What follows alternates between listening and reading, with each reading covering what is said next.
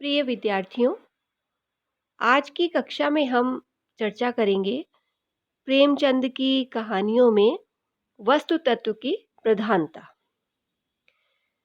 विद्यार्थियों, आप परिचित हैं कि प्रेमचंद की कहानियां जीवन के हर पक्ष को अपने आप में समेटे हुए मिलती हैं। समकालीन जीवन के प्रति उनकी दृष्टि और पारिवारिक जीवन के आदर्श यहाँ भी उनके केंद्र में है। पर कहानियों की अपनी सीमा को ध्यान में रखते हुए, कहानियों के सीमित आकार को ध्यान में रखते हुए, हम य यह तो मान सकते हैं कि जीवन के विभिन्न पक्षों की जो टकराहट है, वह उतनी व्यापकता से उनकी कहानियों में नहीं दिखाई देती, अपेक्षाकृत उपन्यासों के। फिर भी उनकी कहानियाँ जीवन के लगभग सारे पक्षों को अपने आप में समाहित किए हुए मिलती हैं। वास्तव में प्रेमचंद की कहानियां वस्तु प्रधान है। उनकी कहानियों में वस्तु तत्व की प्रधानता हमें दिखाई देती है। प्रेमचंद के पास में वह संवेदनशीलता थी जो सीधे सीधे वस्तु से टकराती है, और इसी क्षमता के बल पर हम ये कह सकते हैं कि प्रेमचंद ने हिंदी के कथा साहित्य को एक धड़कता हुआ, अर्थात बिल्कुल जीवित रचना विषय दिया, जो चट्टान की तरह कहीं कहीं खुरदुरा तो लगता है, लेकिन पूरी व्यापकता को समेटे हुए है, पूरे विस्तार में खुला हुआ है, पूरी तरह से स्पष्ट हो जाता है, कहीं भी कुछ छुपा हुआ नहीं रहता उनकी कहानियों में।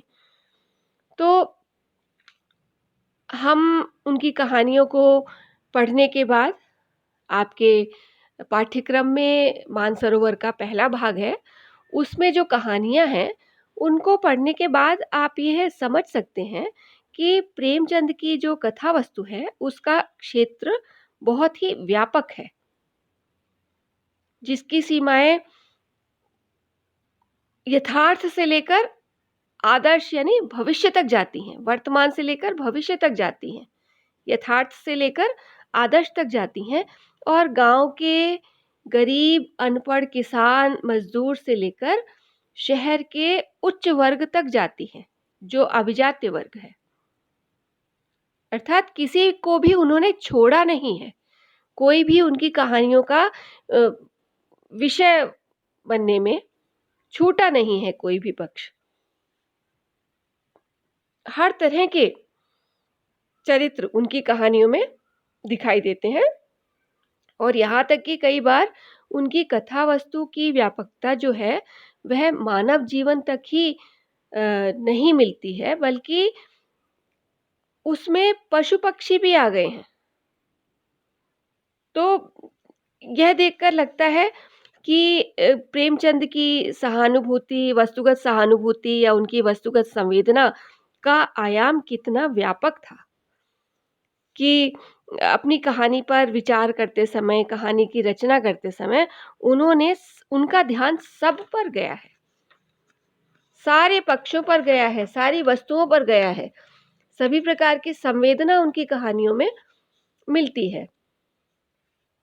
और इसका कारण, इतनी व्यापकता का कारण जो है वह यही है कि उनका व्यापक अनुभव, जीवन की स्थितियों की विविधता, ये सब उनकी कहानियों में उतर कर आ गई है।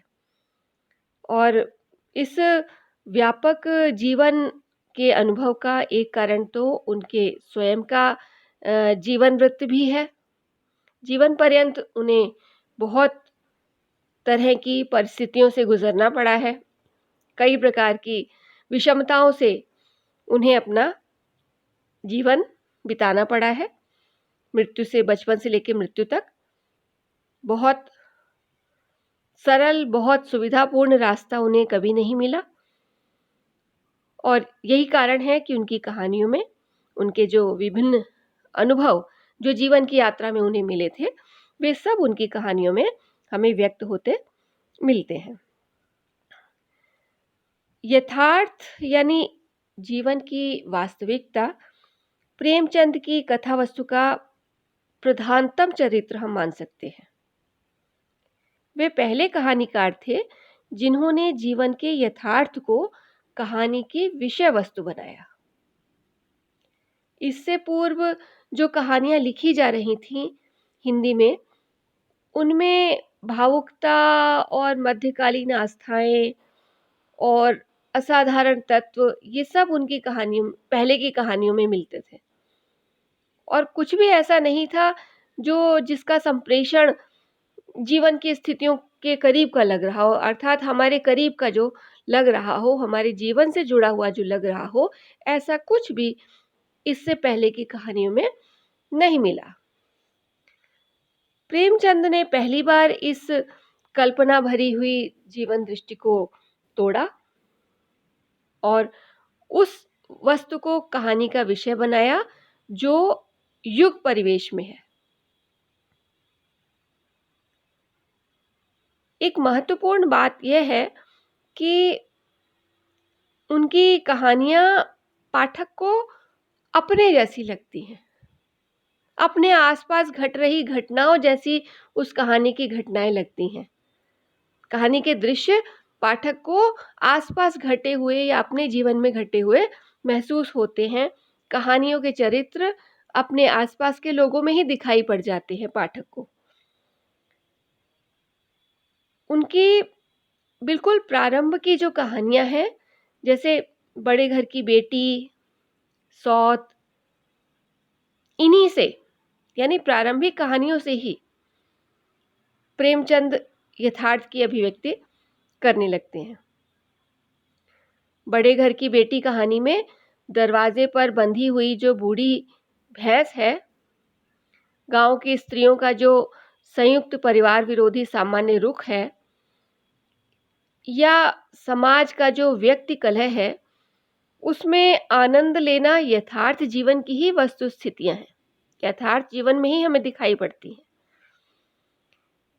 इसके अलावा पंच परमेश्वर कहानी में अलगू की गुरु सेवा, बूढ़ी खाला के प्रति जुम्मन की संपत्ति हड़पने से पूर्व और उसके बाद के रुख में अंतर, खाला की विपत्ति कथा के प्रति लोगों का मजाकिया भाव, बैल के मर जाने पर समझू और अलगू की पत्नियों में भयंकर वाकयुद्ध, ये सब ऐसे प्रसंग हैं जो कोई कल्पना लोक के नहीं हैं, बल्कि हमें वास्तव में जीवन में दिखाई देते हैं।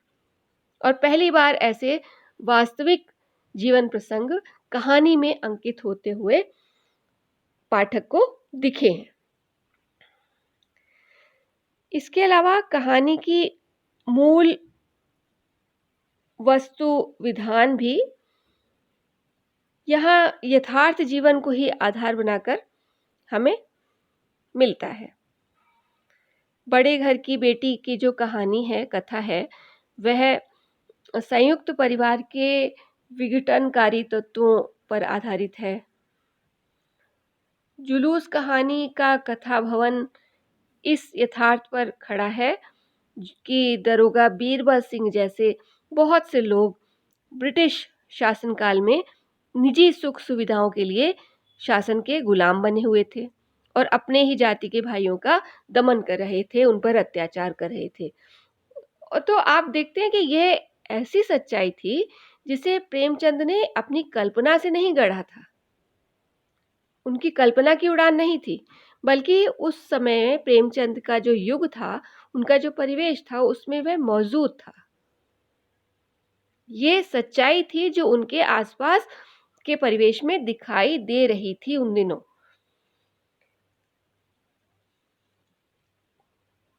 प्रेमचंद में एक यथार्थ वस्तु के अंकन की निरंतर विकसित हुई, लगातार आगे बढ़ती हुई परंपरा दिखाई देती है। उनकी प्रारंभिक कहानियों से शुरू होकर बूढ़ी काकी, बड़े भाई साहब, शतरंज के खिलाड़ी आदि से होता हुआ ये जो उनका यथार्थ का चित्रण है, वह पूस की रात और कफन तक पहुँचते-पहुँचते बहुत ही ठोस हो जाता है। पूस की रात कहानी आपने पढ़ी है, उसमें याद कीजिए, दरवाजे पर खड़े हुए महाजन को टाल सकने की हल्कू की साहसहीनता, या रात में बाहर खेत की भयावह सर्दी, या चिलम और कुत्ते के बदन से उस सर्दी को बहलाने के प्रयास, या अलाव की गर्मी से उत्पन्न आलस्य और उस आलस्य के वशीभूत होकर जानवरों द्वारा फसल नष्ट किए जाने को मन का भ्रम मान लेने का जो प्रयास है और सोए रहने का जो प्रयास है, ये सब ऐसे अंश हैं कहानियों के कि जो कथा वस्तु को उसकी जीवंत वास्तविकता पर लाकर खड़ा कर देते हैं और इनकी सच्चाई को प्रमाणित करने के लिए किसी भी प्रमाण की आवश्यकता नहीं पड़ती है। ये सब यथार्थ की ही घटनाएं हैं। यहाँ पर लेखक की कल्पना नहीं है। हम यह कह सकते हैं कि प्रेमचंद की कहानियों में यथार्थ बोध और जीवन का जो व्यापक अनुभव है, वह दो रूपों में व्यक्त होता है। पहला है मूर्त वस्तु विधान के रूप में और दूसरा है अमूर्त वस्तु कथन के रूप में। इसमें मूर्त वस्तु विधान प्रमुख है। अमूर्त वस्तु कथन में उनकी रचनाओं में लेखकीय उद्गार बनकर आते हैं और ये वस्तु कथन जो है, वे रचना की मुख्य वस्तु नहीं होते, बल्कि प्रासंगिक वस्तु कथन मात्र होते हैं।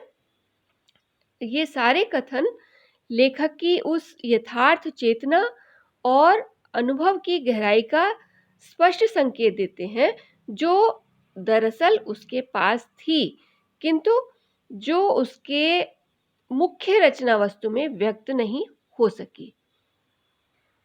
तो लेखकीय उद्गार के रूप में व्यक्त ये सारे प्रासंगिक वस्तुखंड जो हैं, ये इस बात के सबूत हैं कि प्रेमचंद के पास लीक से हटकर वस्तु सत्य को यथासंभव उसके मूल रूप में देखने की पैनी दृष्टि और संवेदना थी।